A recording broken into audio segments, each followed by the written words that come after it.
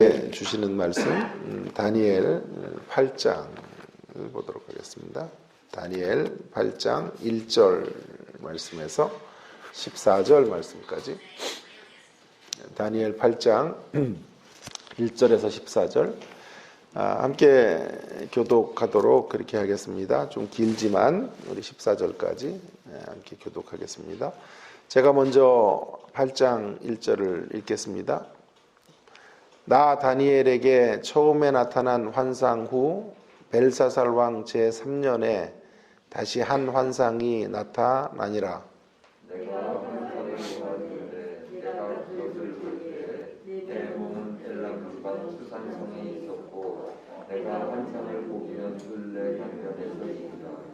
내가 눈을 들어 본즉 강가에 두 뿔 가진 숫 양이 섰는데 그 두 뿔이 다 길었으며 그 중 한 뿔은 다른 뿔보다 길었고 그 긴 것은 나중에 난 것이더라.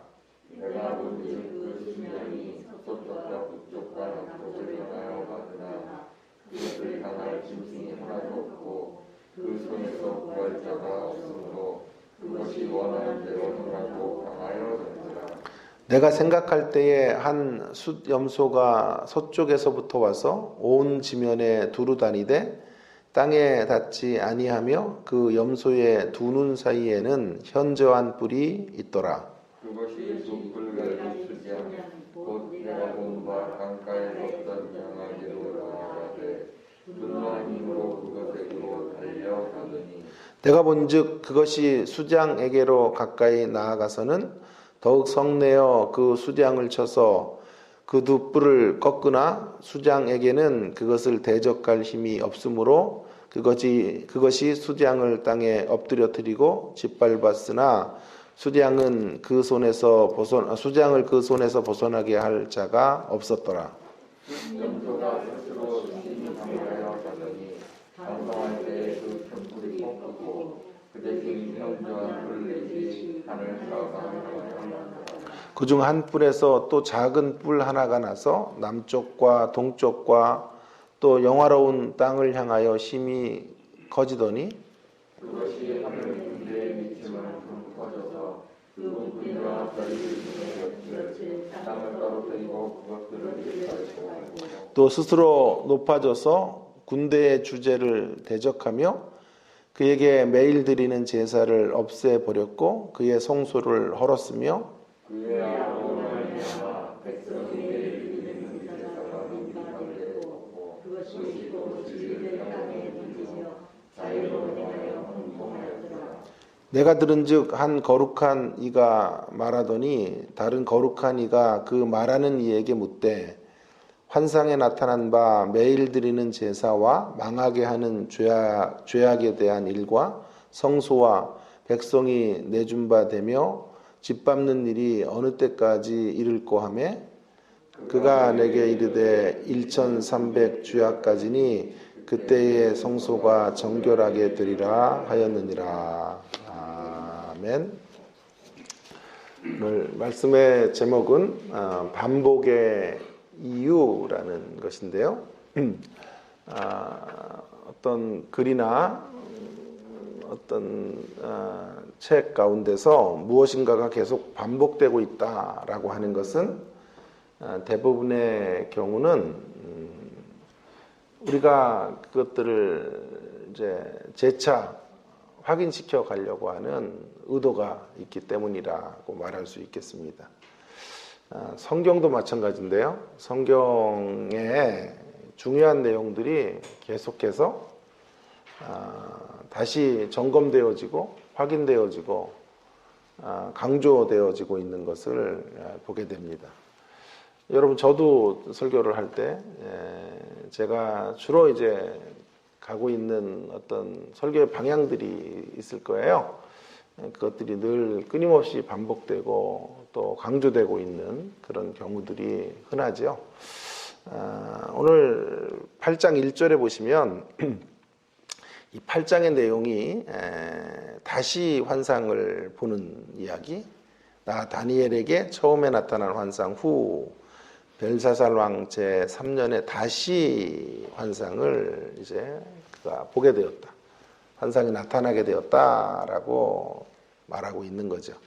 가깝게는 7장을 본 후에 7장의 환상, 네 짐승의 환상, 여러분 아시는 것처럼 바벨론에서부터 로마에까지 이르는 네 짐승의 환상의 이야기가 축약된 형태로 이제 본문 안에 다시 반복이 되는 것이고요. 더 멀리 보면 2장에서 보았던 신상의 환상, 그 환상, 지난번 제가 도표도 하나 드렸는데 그 환상이 이렇게 반복되고 있는 것이죠. 무언가 이런 이야기들이 반복되고 있는, 이 꿈과 환상의 이야기가 반복되고 있는 것은 그만큼 강조하는 바가 있기 때문에 그런 것이에요. 그래서 그 반복의 이유가 무엇인지 하는 것을 좀 생각해 보려고 하는데요. 먼저 반복의 이유를 살펴보기 전에 반복의 내용을 한번 점검해 볼 필요가 있겠습니다. 특별히 7장과 연관해서 8장의 이제 반복인데 똑같이 이렇게 카피하지는 않죠. 그것을 조금 다른 시각으로 또 조금 다른 관점으로 바라보고 있는데요. 한마디로 7장의 후속편, 영화로 말하면 뭐 영화 2탄이 될 수 있겠죠. 형식과 내용에 있어서는 유사합니다. 그런데 7장을 축약하고 있죠. 7장은 네 제국, 바벨론, 메데, 바사, 헬라, 로마의 네 제국에 대한 이야기를 전체적으로 했다면 이 8장에서는 숫양과 숫염소를 통하여 그 중에서 두 개의 큰 제국, 메데와 바사를 상징해요. 숫양이요. 그 다음에 숫염소가 나타나서 숫양을 꺾는데 그것은 이제 헬라, 그리스 제국의 모습을 드러내고 있습니다. 차이가 조금 더 나는 대목은 7장에서 짐승의 역사가 이렇게 포괄적으로 이제 개관되어지고 그리고 강력한 어떤 도전을 하나님 백성들에게 던지고 있는 이런 모습으로 나타난다면 8장에서는요 초점이 어디 있냐면 숫양과 숫염소로 이어져 가다가 마침내 뿔의 이야기로 흘러가고 있는 거예요. 뿔의 이야기. 그래서 9절 같은 데 보면 한 뿔에서 작은 뿔 하나가 나타나고 그 뿔의 세력, 그 작은 뿔의 세력이 성소를 이제 더럽히고 성소를 헐고 매일 드리는 제사를 드리지 못하게 하는 이런 횡포를 자행하고 있는 모습으로 초점을 두고 있는 것을 보게 됩니다. 또 한 가지 우리가 놓쳐서는 안 되는 차이점이랄까요? 반복을 하지만 강조점이 좀 차이점이 조금 나고 있는 대목은요. 7장에서는 이 짐승에 매우 포악하면서도 또 초월적이고 역사적인 어떤 면들을 드러내고 있어요. 그런 악의 특성을 나타낸다면 8장에서는 그 악의 세력이 숫양과 수염소로 되어 있다는 말은 유대인들의 삶에 매일의 친근한 짐승이에요. 그 말은 무슨 말일까요? 매일의 생활 속으로 침투해 들어와 있는 악의 특성, 생활 가운데 일상의 자리로 들어와 있는 악의 모습들을 그려주려고 하는 것입니다.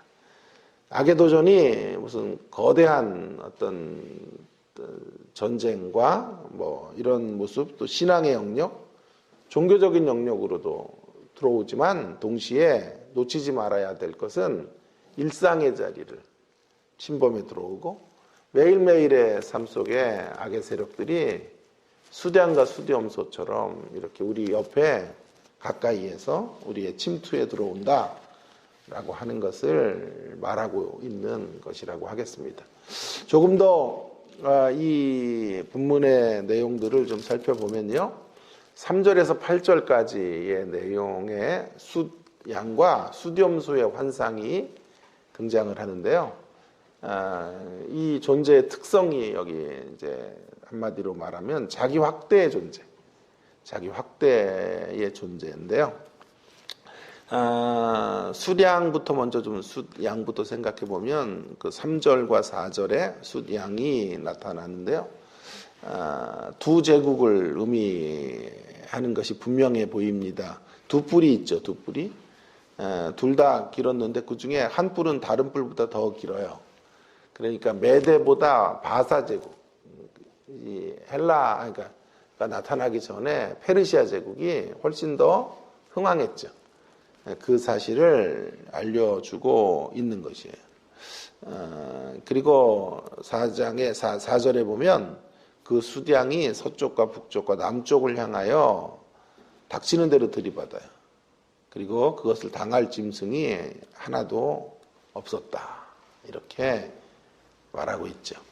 그럼 그 양은 무언가 20절에 한번 가보십시다. 20절에 해설을 해주실 때 성경이 그 숫양이 무언지를 말해주죠.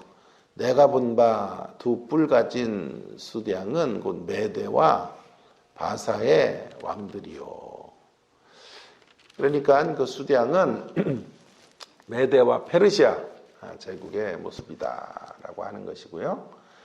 그런데 이제 5절부터 보면 한 수렴소가 이제 또 나타나서 그 수장보다 더 강력한 모습으로 온 지면을 두루 다녔다 그러니까요. 일부 지역 정도가 아니라 온 세상을 정복해 가는 모습을 보이고 있죠.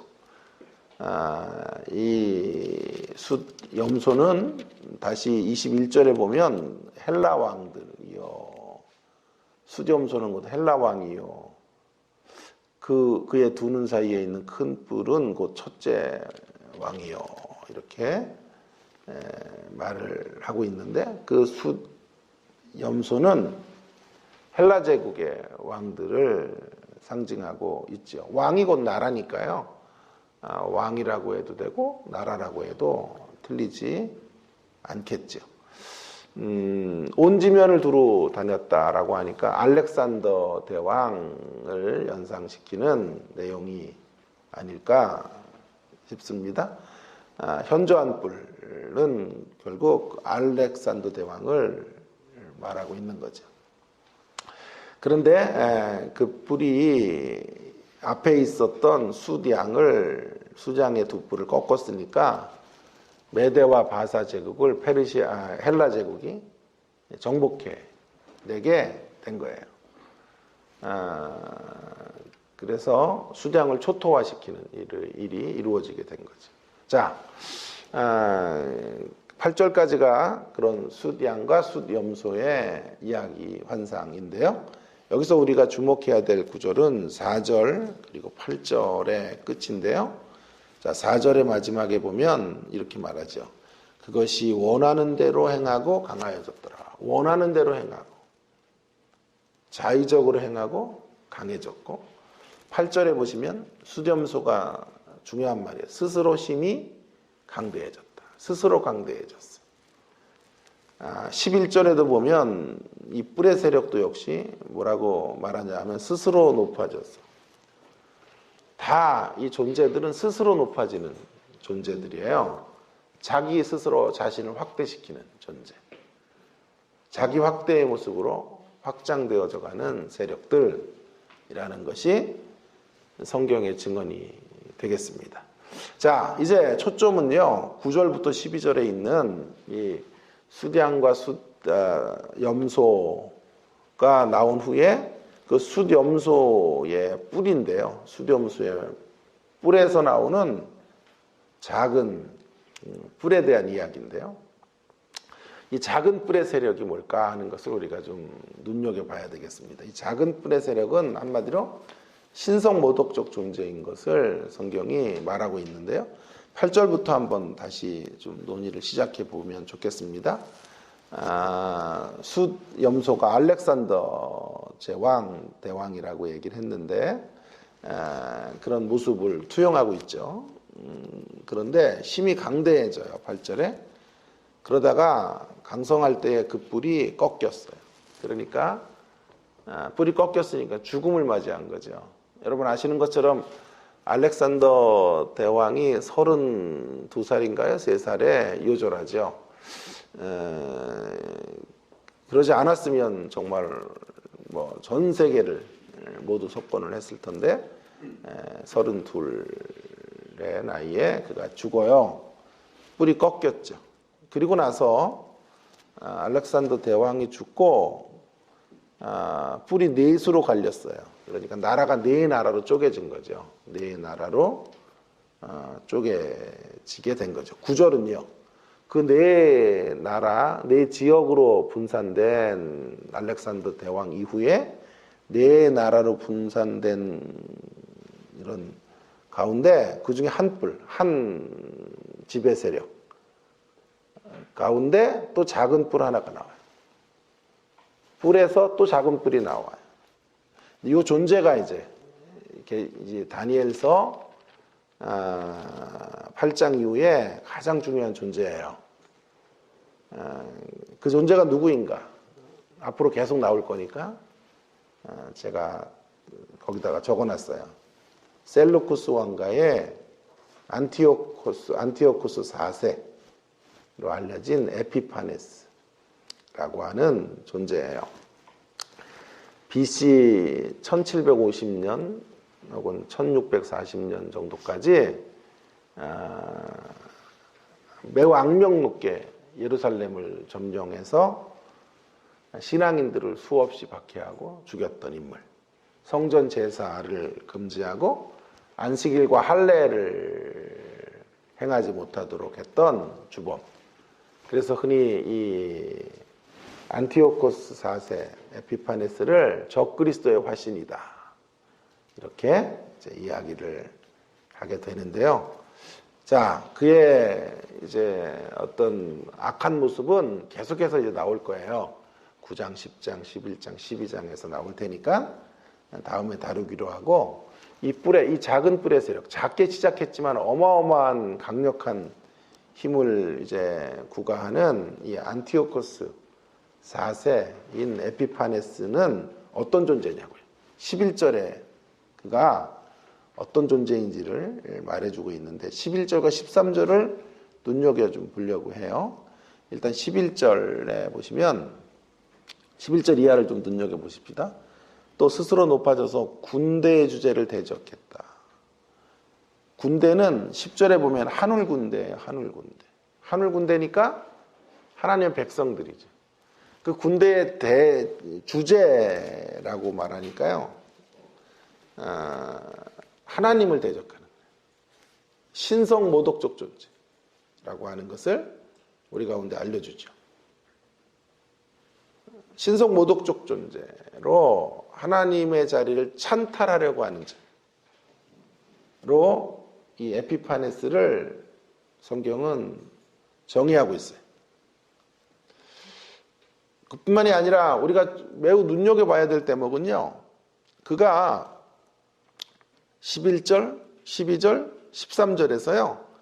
계속해서 뭘 방해하는가 하는 것을 눈여겨보세요. 이런 구절이 계속 나오죠.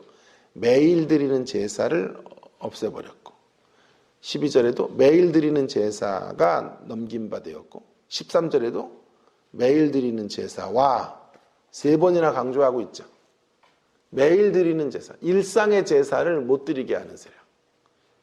제가 아까 이 8장의 환상이 7장과 조금 다른 면이 대적들의 공격이나 이런 모습들은 유사할 수 있으나 수디안과 수디엄소를 동원했다는 것은 우리의 일상의 자리 속에 악이 침투해 들어왔다. 그런 것들을 또한 부각하고 있다는 것을 말씀을 드렸죠. 자, 그런데 바로 그런 존재의 특성을 그대로 유감없이 발휘해서 어디로 가냐 하면 매일의 제사를 못 드리게 합니다. 3번에 걸쳐서 그가 방해하려고 하는 것이 매일매일 하나님 앞으로 나아가는 일상의 자리를 무너뜨리려고 하는 것이죠. 자, 이 두 가지를 연결해 보면요. 이 짐승의 세력들, 양, 숫염소, 그리고 작은 뿔로 이어지는 이 짐승의 일련의 세력들을 한마디로 말하면 자기 확대의 존재로서 끝내 신성모독의 자리로 나아가는 세력이라고 정의하면 되겠습니다. 어디서 많이 본 내용이 아니에요, 여러분. 어디서 많이 들었던 이야기지요. 계시록을 저와 함께 공부하신 분들이라면 머릿속으로 스쳐 지나가는 장면이 있으셔야 됩니다. 13장이죠. 요한계시록 13장에 바다에서 짐승이 올라오죠. 그 바다 짐승은 적그리스도의 세력이죠. 그 당시에 로마의 황제를 상징했는데 그 바다 짐승의 특성이 뭐냐 하면요, 이거예요. 13장 5절에 보시면 바다 짐승의 특성 중에 하나가 짐승이 과장되고 신성 모독의 입을 받고, 짐승의 특징이 뭐냐 하면요, 계시록으로 이제 발전되어진 짐승의 특성은 뭐라고요? 과장됐죠. 자기 확대의 삶이죠. 과장되고 과장되면 어디로 가냐 하면요, 신성모독으로 가요. 항상 내가 하나님이다, 내가 경배자다, 이렇게 가는 것이죠. 그런 존재. 그러니까 이렇게 성경이 한 권의 책이에요, 사실은요. 다니엘서가 밑그림이 되어 계시록에 쓰여지고 있는 거죠. 사실 제가 다니엘서를 여러분들과 함께 공부하려고 했던 큰 의도 중에 하나는 다니엘의 행적을 통해 교훈을 받는 것도 있었지만, 이 이상편들을 통해서 다니엘의 메시지를 요한계시록을 위한 어떤 교두보 혹은 기초 자료가 되는 메시지로 좀 다시 한번 확인해 보기를 원해서입니다. 그러니까 요한계시록의 모든 베이스는 다니엘서에 있다. 다니엘서의 이야기들을 종말의 버전으로 다시 캡처해서 가지고 오거나 인용해서 가지고 오거나 에코라 그러죠. 그런 반영을 통하여 요한계시록을 쓰고 있죠. 같이 종말론의 묵시문학이죠. 구약의 묵시문학은 다니엘이고 신약의 묵시문학은 요한계시록이 되는 것입니다. 어쨌든 이 짐승의 양 수점소 작은 뿔의 이야기는 어디로 진전되어져 가냐면 요한계시록의 어떤 중요한 모티프, 요한계시록을 다루는 중요한 어떤 전제가 되고 있다라고 하는 것을, 그래서 짐승의 모습과 여기 이들의 모습과 바다짐승, 계시록 13장의 바다짐승의 모습이 함께 맞물려 있다는 것을 알게 되죠. 자, 그렇다면 이제 본격적으로 남은 시간을 통해서 반복이 되는 이유가 뭔지를 한 두 가지로 살펴보려고 하는데요. 먼저 반복의 소극적인 이유가 무엇인가? 소극적인 이유. 왜 이렇게 반복을 하시는 거죠? 짐승의 이야기들. 짐승의 이런 가공할 만한 힘으로 이 뿔의 세력들의 도전을 왜 자꾸 2장에서 7장에서 또 8장에서 이렇게 강조하고 있는 것일까요? 조금 다른 앵글로 잡으면서 반복하고 있는 이유가 무엇일까요? 예, 일단은 무엇을 하지 않도록 하기 위한 거예요. 뭘 하지 않아야 되냐 하면 우리가 우리의 일상을 증명의 삶으로 채워나가는 삶. 그래서 그 일상이 그렇게 모아져서 일생이 되지 않도록. 자, 일상이 모아져서 일생이 된다라는 말씀을 제가 수차 드렸죠. 저도 계속 반복하고 있는 거예요. 성경의 가치를 따라서. 저 예화도 많이 반복하죠. 성경의 정신이에요, 그게. 그러니까 반복하거든 저 인간이 또 준비가 안 됐구나가 아니라 또 성경의 가치를 따라가시는구나. 그렇게 믿으시고 아멘 하시면 좋아요. 자, 일상을 이제 살아내면 한날 한날의 일상이 모아져서 매일의 시간들이 모아져서 일생이 되는데, 일단 이런 짐승의 이야기들을 계속해서 강조하는 이유는 뭐냐 하면 일상을 증명의 삶으로 채우지 않도록 하기 위함이라고 할 수 있어요. 증명의 삶. 우리가 노골적으로 수량과 수렴소 그리고 뿔의 세력을 본받는 존재들은 아니에요, 우리는.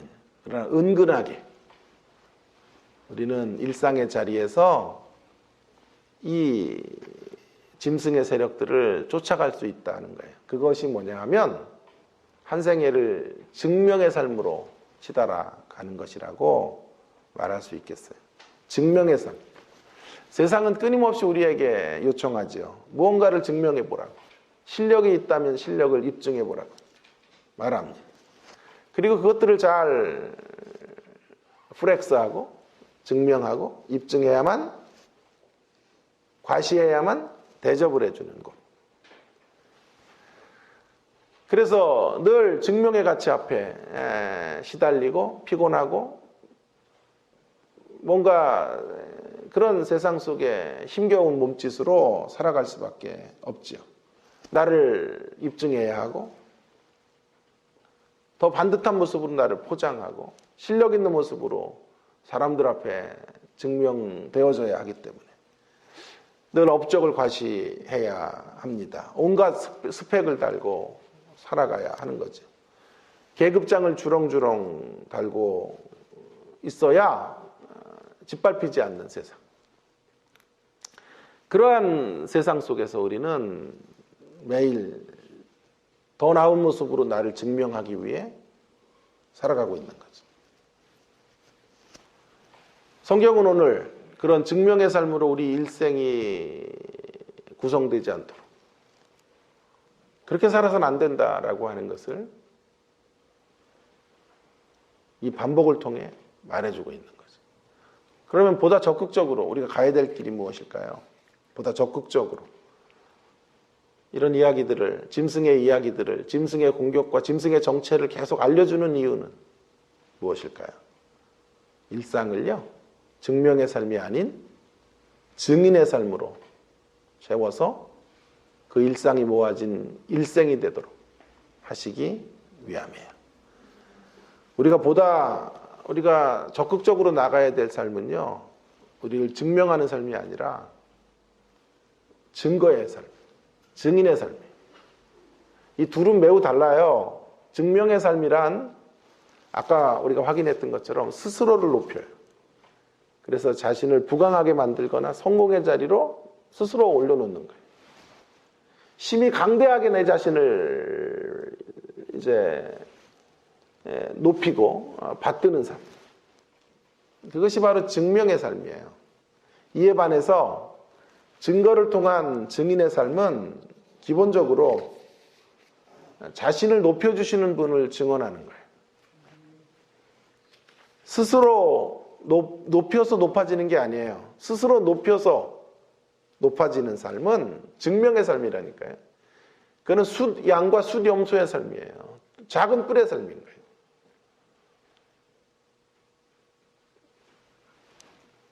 성경이 말씀하고 있는 증인의 삶이란 스스로를 높여서 높아지는 게 아니고요. 자신을 높여주시는 분에 의해서 높여지는 존재가 된 것을 인정하고 입증하고 증거하는 삶이에요. 8절을 다시 한번 눈여겨보기 바랍니다. 8절을 다시. 계속 강조해야 돼요. 오늘은 강조해요. 반복과 강조. 8절을 다시 보시면 수렴소가 스스로 높아지면 어떻게 되냐 하면 강대하여 가더니 강성할 정점에서 뿔이 꺾여요. 하나님이 개입하셔서 그 뿔을 꺾으시는 거예요. 그리고 사방으로 흩어져요.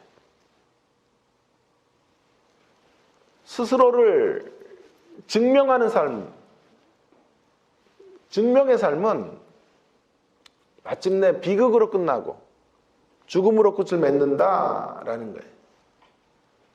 이에 반해서 증인의 삶은 어떤 것일까요? 증명의 삶이 아닌 우리가 나가야 될 증인의 삶은 어떤 것일까요? 그 반대입니다. 증인의 삶의 대표적인 주자는 다니엘이고요.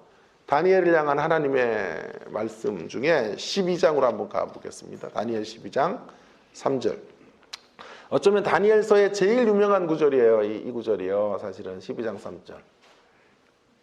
그리고 많은 분들이 이 기도를 이 3절을 근거로 하고 있는데요. 너무너무 귀한 말씀이죠. 자, 증인의 삶은 어떤 모습일까요? 어떤 대접을 받고 어떤 결과로 나갈까요? 이렇게 가죠. 12장 3절에 지혜 있는 자는 궁창의 빛과 같이 빛날 것이요. 많은 사람을 옳은 대로 돌아오게 한 자는 별과 같이 영원토록 빛나리라. 별과 같이 영원토록 빛나요. 많은 사람을 옳은 대로 이끌어가는 사람. 옳은 길이 뭐예요? 가장 옳은 길은 어디입니까? 하나님 앞으로 세우는 길이에요. 예수님을 소개해 주는 길이 가장 옳은 길이에요. 그러므로 스스로 높여서 자기가 권자에 등극하는 삶이 아니라 높여주시는 하나님의 인도하심을 따라 높여지는 삶. 그 삶이 증인의 삶인 거예요. 증명의 삶은 일시적으로 높아지다가 끝없는 추락, 날개도 없이 추락해버려요. 그러나 증인의 삶은 증인의 길을 걷기에 일시적으로 어렵고 힘들겠지만 반드시 하나님의 역사 속에 별과 같이 빛나는, 그것도 영원토록 빛나는 자리로 나아가게 될 것입니다. 증명의 가치, 증명의 정신이 가득 찬 세상에서 증인의 가치, 증인의 정신으로 살아가는 주님의 십자가 교회 모든 성도님들이 되기를 간절히 부탁을 드립니다. 그런 의미에서 우리 교회는 증인 공동체, 증명 공동체가 아니에요. 서로 얼마나 멋진 의상을 입고 있는지, 얼마나 멋진 계급장을 달고 있는지를 증명하는 공동체가 아니고, 사람을 옳은 대로 이끌어가는 일을 위하여 함께 의기투합한 그리스도의 보혈의 공로 위에 하나 된 믿음의 공동체로 우리 자신을 높이는 게 아니라 그리스도를 높이고 그리스도에 의해서 높여진 인생들, 이런 인생의 길들을 함께 걸어가는 신앙 공동체가 주님의 십자가 교회라고 확신합니다.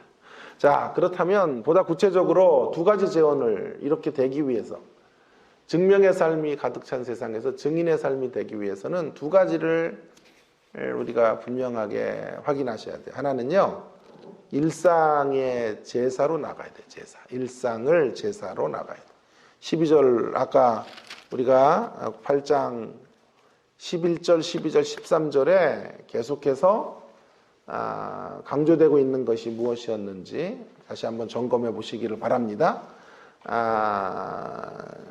안티오코스 에피파네스가 가로막는 게 뭐예요?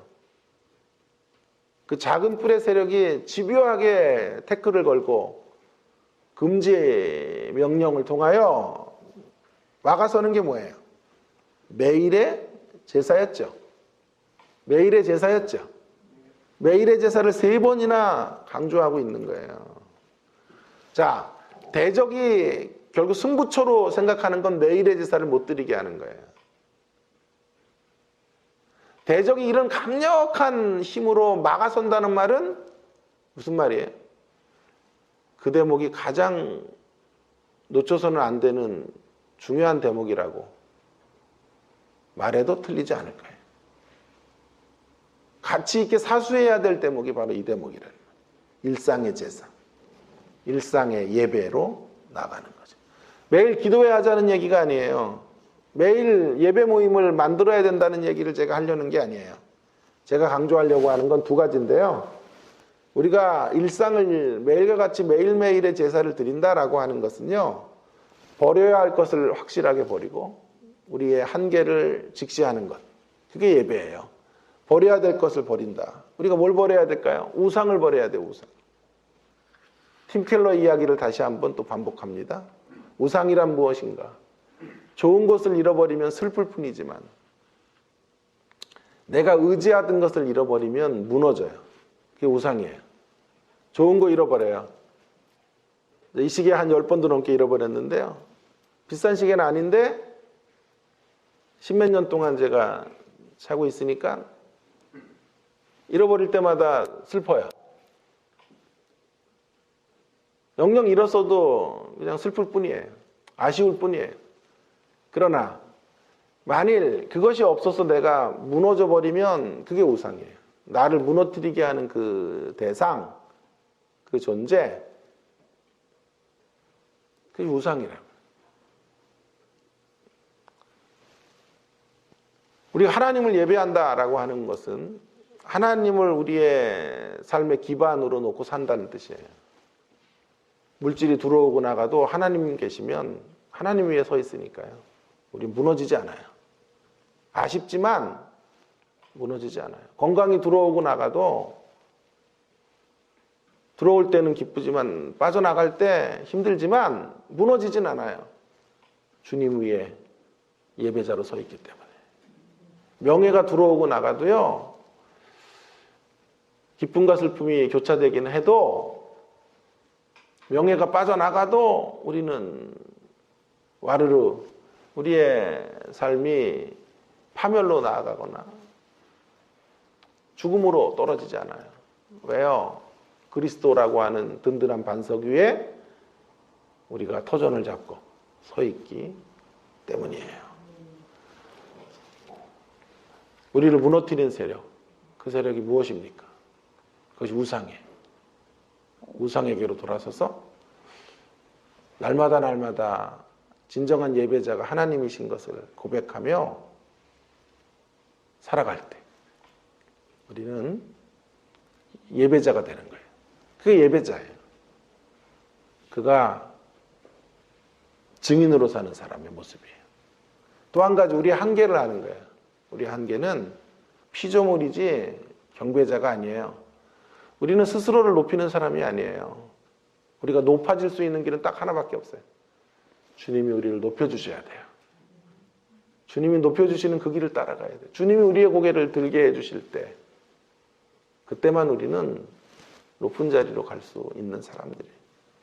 오직 우리는 호흡이 코에 있는 존재임을 깨닫고 하나님의 도우심 없이는 한 걸음도 걸어갈 수 없다는 것을 인정하며 하루하루를 살아가는 것이 매일매일의 제사요 예배인 줄로 믿습니다. 그렇게 예배하는 자들이 증인의 삶의 길을 걷는 자들이에요. 또 한 가지는요. 일상의 깨달음으로 나가야 된다. 여러분 마땅히 증인이 되어야 한다는 것은 현실이 되려면요. 당위가 현실이 되려면 무엇보다도 깨달음이 있어야 돼요. 깨달아야 돼요. 16절에 보세요. 16절 8장 16절 자 이런 말이 있죠. 내가 들은즉 이제 환상을 하나님께서 풀이를 해주셔요. 근데 이런 구절이 들어와요. 내가 들은즉 을레강 두 언덕 사이에서 사람의 목소리가 있어 외쳐 이르되 가브리엘 천사를 보내시는 거예요. 하나님이 가브리엘아 이 환상을 이 사람 다니엘에게 깨닫게 하라 하더니 깨달아야 된단 말이에요. 깨닫지 못하면 증인의 삶을 살 수 없어요. 다니엘은 대단히 영민하고 대단히 지혜로운 사람이었음에도 불구하고 하나님의 계시를 다 깨달은 사람이 아니에요. 여전히 부족해. 자, 27절을 마지막 구절도 보세요. 다니엘이 이 환상을 깨닫게 했음에도 여전히 뭐라고 말하냐면 이렇게 말하죠. 이에 나 다니엘이 지쳐서 여러 날 앓다가 일어나서 왕의 일을 보았느니라. 내가 그 환상으로 말미암아 놀랐고 그 뜻을 깨닫는 사람도 없었느니라. 그 뜻을 깨닫는 사람이 제3자인 것처럼 한국말 성경은 번역이 됐지만 영어 성경이나 이런 모든 이런 원어는 이 스스로 깨닫는 그 뜻을 깨닫는 사람이 없는 사람이 다니엘인 것을 말해요. 다니엘이 여전히 깨달아야 될 대목이 많다 이 말이에요. 여러분 이렇게 뛰어난 지혜의 사람 다니엘도 깨달아야 될 영역이 계속 있었다고 하면 우리는 어떻겠습니까? 한평생 깨달아야 돼요. 한평생 말씀에 비답해 서야 돼요. 말씀이 부딪혀 오셔야 돼요. 하루도 말씀의 빛으로부터 벗어나면 어두움이에요. 그리고 그 어둠 가운데 행하게 되는 거예요. 깨달음을 가져야 증명의 삶을 거절하고 증인의 삶을 힘있게 살아가게 될 것이에요. 저는 설교를 이렇게 늘 정의합니다. 다시 또 반복할게요. 설교를 이렇게 정의해요. 마지막에 땅을 치고 후회할 그것을 지금 깨닫게 하는 사역이 설교예요. 마지막 죽음을 앞에 두고 땅을 치고 후회할 일들 이 시간 깨달으셔야 돼요. 말씀을 통해 깨달아야 돼요. 깨닫고 그 깨달음을 지금 실천 삶의 시간이 주어졌을 때 마지막에 후회할 일들을 지금 여기서 깨달으면 살아갈 수 있어요. 그렇게 만드는 작업이 설교의 작업이에요. 얼마나 소중한 작업인지 몰라요. 이 설교의 시간. 더 사랑하지 못하고 후회 속으로 떠나면 안 돼요. 깨달음이 있으면 지금 앞당겨서 사랑해요. 앞당겨서 용서하고 지금 이 자리에서 긍휼을 베풀고 이해하고 포용하고. 이번 미국 선거를 보니까요, 우리나라의 이 무슨 좌나 우의 갈등은 갈등도 아니에요. 다 포용할 수 있을 것 같아요. 정말이요. 거기는 뭐 거의 폭동이 일어날 것 같고, 총기류가 있으니까 자신들의 마음에 들지 않으면 총을 쏘고 하는. 우리나라는 그래도 그렇게까지는 막가지는 않잖아요. 왜 또 이런 얘기가 또 나왔죠. 어쨌든 더 사랑할 수 있죠. 깨달아지면 용서할 수 있어요. 품에 안을 수 있어요. 사랑하는 여러분, 오늘 말씀을 마치겠습니다. 오늘 성경은 다시 우리에게 강조해 주십니다. 한 번밖에 없는 삶을 허비하지 말라고 말씀하십니다. 허비한다는 건 늘 증명의 삶으로 일관되게 살아가는 것을 의미합니다. 이제 우리는 증인의 삶을 향해서 달려가야 합니다. 우리의 삶의 목표는 증명이 아니에요. 증인이 되는 거예요. 그러기 위해서 우리의 일상에서 주님을 높이고 또 주님에 의해서 우리가 함께 높아지는 자리로 나아갈 수 있게 되기를 간절히 바랍니다. 날마다 말씀을 깨닫는 깨달음을 붙잡고 사는 우리가 되기를 바랍니다. 그런 일상이 모아져서 증인의 일생이 되기를 바랍니다. 그런 자들을 주님은 별처럼 빛나게, 영원토록 빛나게 하시겠다 라고 하신 말씀, 이 말씀의 주인공들로 저와 여러분이 살게 되기를 주의 이름으로 축원합니다. 기도하겠습니다. 오늘 주신 말씀을 기억하면서 함께 동성으로 같이 기도할까요? 성경이 계속해서 짐승의 세력들의 꿈과 환상을 통해 그 짐승의 세력들의 모습을 계속 반복하고 있는 이유가 있지요. 우리로 하여금 그 짐승의 가치를 따라가지 못하도록, 따라가서는 안 된다 라고 말씀하고자 하심이죠. 증명의 가치를 위해서만 살아서는 안 된다 라고 하는 것이죠. 우리가 가야 될 길은 증인의 가치를 따라 사는 것이. 일상의 자리에서 증인은 하나님을 높이는 사람, 일상의 자리에서 깨달음을 붙잡고 사는 사람, 날마다 더 깨달아야 돼요. 그래서 하나님의 하나님 되심을 드러내는 사람, 증인이에요. 뭐 나가서 전도지 들고 전도하는 것만 증인이 아니라 한날의 삶을 우상으로부터 돌아서서 하나님을 예배하고 경배하고 하나님을 높이고 깨달음을 붙잡고 마지막에 후회할 일들을 지금 이 깨달음 속에서 펼쳐내고 살아내고 드러내는 사람들을 하나님 우리에게 살게 하시기를 원하십니다. 그런 사람들을 그렇게 증인의 삶으로 사람을 옳은 대로 이끌어 가는 사람을 영원토록 별처럼 빛나는 삶으로 이끌어 주시겠다라고 말씀해 주고 계십니다. 우리가 영원토록 사람을 옳은 대로 이끌어 주어 영원토록 주님 안에서 빛나는 별과 같은 존재로 하나님 앞에 살아가기 위해서 우리의 그런 일상들이 모여져서 일생이 되도록 위해서 함께 통성으로 같이 기도하겠습니다.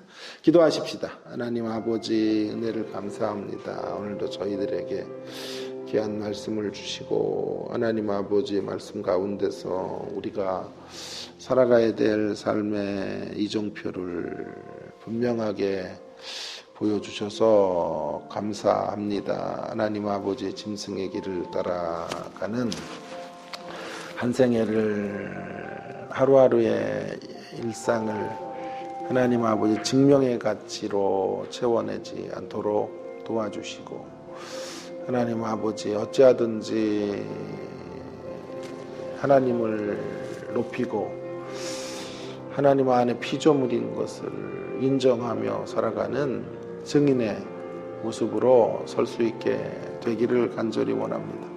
일상의 예배를 회복하고 일상의 자리를 깨달음으로 하나님 붙들고 살아가는 저희들이 될 수 있도록 인도해 주시옵소서. 깊은 깨달음들을 매일 주셔서 그 깨달음 안에서 하나님의 영광과 존귀를 드러내는 저희들의 삶이 될 수 있도록 인도하여 주시옵소서. 하나님, 그래서 한 번뿐인 우리의 삶을 의미 있고 가치 있게 하나님 기뻐하시는 귀한 삶의 모습으로 그렇게 만들어갈 수 있는 하나님의 백성들로 저희들 모두가 하나님 그렇게 설 수 있도록 하나님 은혜를 베풀어 주시고 같이 해 주시기를 간절히 원합니다. 주님 도와주시고 하나님의 음성을 따라 힘있게 증인의 삶들을 살아가는 주의 백성들 되게 하여 주시옵소서. 매일의 제사를 패하는 세력들 앞에서 하나님 아버지 일상을 하나님 앞에 올려드리며 그 일상을 모아 증인의 일생으로 하나님 앞에 연락되고 드려지는 삶들을 저희들이 살아갈 수 있도록 함께하여 주시옵소서. 은혜를 베풀어 주시기를 원합니다. 한 번 더 우리 교회를 위해서 간단하게 기도하겠습니다. 우리 교회 어디로 가야 되겠습니까? 오늘 말씀의 빛 아래서 본다면 강력한 증인의 공동체로 우리 교회가 다시 세워지기를 위해서 기도해 주시기를 바랍니다. 서로를 증명하는 관계는 너무나 피곤해요. 그죠?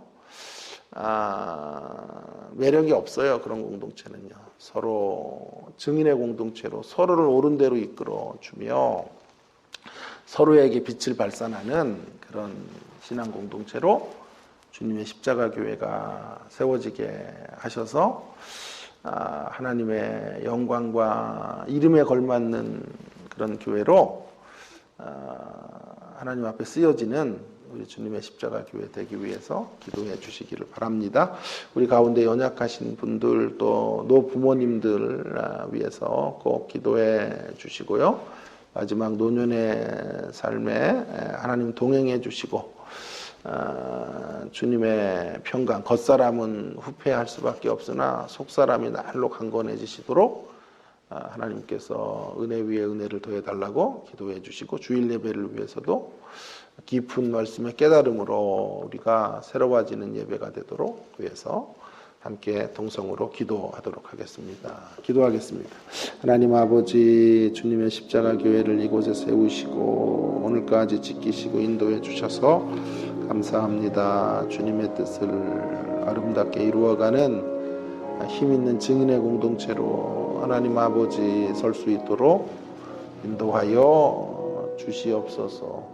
하나님 아버지 한 생애를 우리의 소중한 일상을 하나님 아버지 증명의 가치를 따라 살다가 그것이 일생이 되는 어리석음을 범하지 않게 하시고 지혜 있는 자가 되고 하나님 많은 사람을 옳은 곳으로 인도하는 하나님 그런 존재가 되어 영원토록 별처럼 빛나는 증인의 삶을 살아가는 저희들이 될 수 있도록 함께 해주시고 역사해 주시기를 간절히 원합니다. 주일 예배를 주님 붙잡아 주시고 깊은 깨달음 속에서 하나님을 경험하는 저희들이 되도록 인도해 주시기를 원합니다. 연로하신 부모님들의 남겨진 삶들을 주님께 올려드립니다. 주님이 책임져 주시고 인도해 주시고 가장 아름다운 길로 하나님 이끌어 주시고 하나님은 속사람이 날로 건강하고 강건한 삶들을 살아가시고 주님의 품에 안기는 그날까지 하나님 기쁨과 감사 속에 남은 생애들을 잘 마무리하시도록 하나님 은혜를 주시기를 소망합니다. 도와주시고 역사해 주시옵소서. 인도해 주시기를 원합니다. 함께하여 주시옵소서. 말씀의 수종자로 세우신 귀한 목사님의 말씀을 통하여 하나님의 놀라운 일들이 펼쳐지도록 은혜를 베풀어 주시옵소서. 함께해 주시기를 원합니다.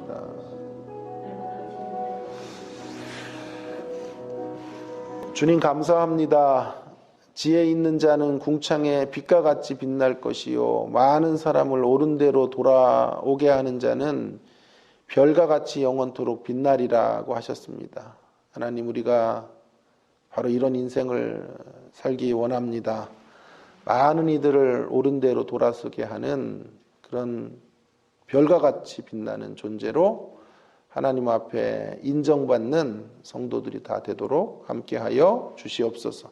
우리의 소중한 일상을 증명의 가치로 채우다가 끝나버리는 아픈 일생이 되지 않도록 하나님 우리를 붙잡아 주시고 날마다 우리의 일상을 증인의 삶으로 채워 별과 같이 빛나는 영원토록 빛나는 복된 은혜의 반열에 세워지는 주의 신실한 도구들이 되도록 함께하여 주시옵소서. 날마다 주님 되심을 인정하며 하나님을 높이며 사는 저희들이 되게 해 주시기를 원합니다. 일상의 예배를 회복하며 주님을 온전히 인정해드리고 높여드리는 삶들을 살아가는 저희들 되도록 역사해 주시옵소서.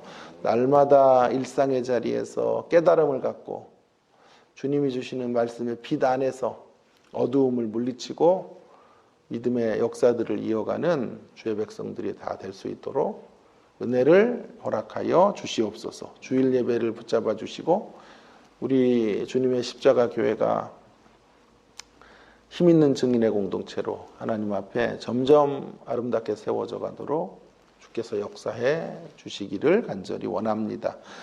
연로하신 부모님들의 남은 생애를 하나님께 올려드립니다. 속사람을 날로 강건케 하시고 평안 가운데 주님이 주시는 동행하심과 동행하심 속에 있는 임재 속에서 남겨진 삶들을 살아내시도록 우리 하나님께서 같이 하시고 함께 동행하여 주시옵소서. 이 시간도 개인 기도로 나아갑니다. 우리의 기도 속에 은밀한 가운데 응답하시고 역사해 주시기를 원합니다. 예수님 귀하신 이름으로 간절히 기도드립니다. 아멘.